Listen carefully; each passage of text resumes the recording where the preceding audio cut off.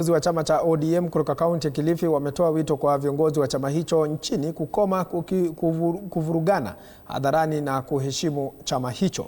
Wakiongozwa na mbunge wa Malindi Amina Mnyazi na mwakilishi wa wadi ya Shela Tohir Abdul Karim, wanachama hao wamesema kuwa mzozano kati ya katibu mkuu wa ODM Edwin Sifuna na kiongozi wa wachache bungeni Junet Mohamed ni vyema utatuliwe kisiri na si hadharani kama inavyoshuhudiwa.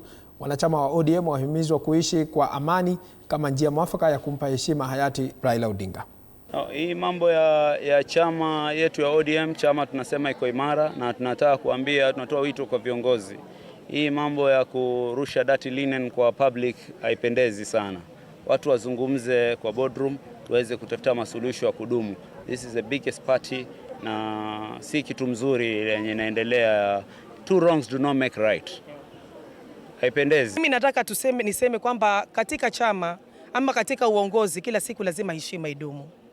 Na hakuna kiongozi ambaye ni mzuri, kiongozi yoyote hawezi kuwa mzuri kama kiongozi hana heshima. So respect is paramount katika uongozi, in leadership, na ningeomba viongozi wa ODM waweze kuheshimiana. Kama baba mwenyewe Raila Amolo Odinga aliweza kujua umuhimu wa kila mtu katika chama hiki. Tusikae tukidharauliana, tusikae tukirushiana maneno. Na tukiachana na hayo, kwingineko